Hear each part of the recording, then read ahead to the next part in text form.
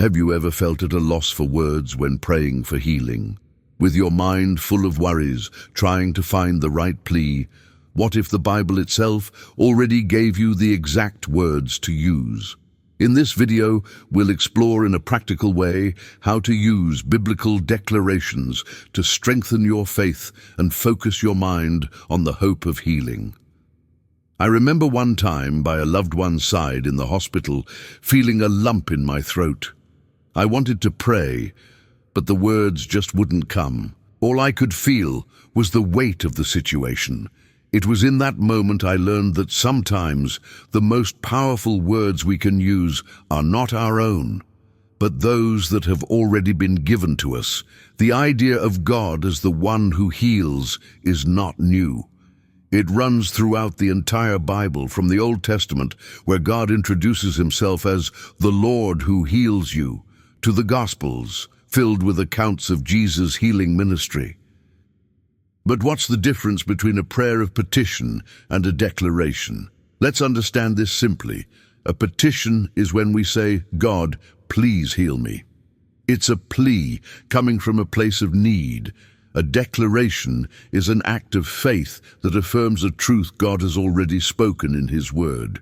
It's aligning our voice with his, saying, "God, your word says I am healed, and I believe and receive that truth." It's a way of fixing our minds on the promise, not on the problem. Let's see how to apply this with specific verses. The first is a pillar of faith for many, Isaiah 53 verse 5, which says, "By his stripes we are healed." Your declaration based on this could be, God's word says that by the wounds of Jesus I was healed. Therefore, in faith, I declare this healing over my body, my mind, and my emotions today. He presents them side by side as two benefits of God's character. This encourages us to see well-being holistically. Your declaration can be, "Lord, I bless you and I do not forget your benefits. I thank you because you forgive my sins and heal all my diseases. I receive your forgiveness and your healing in my life." Please continue to consult your doctors and follow the guidance of healthcare professionals.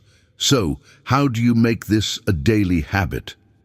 First, choose one or two verses that speak directly to your heart. Write them on a card and place them where you can see them every day. Second, set aside a specific moment, even if brief, to speak these words out loud. This helps to internalize the truth. And what if you have days of doubt? That is completely normal. Faith is not the absence of doubt, but the choice to trust in spite of it. This practice is an act of will. You are choosing to believe God's word as the final truth, even when your feelings or circumstances suggest otherwise. Remember that consistency has a greater impact than intensity. Speaking a short, sincere declaration every day can build your faith more solidly than a long prayer once a week. The healing journey, whether physical or emotional, is often a gradual process.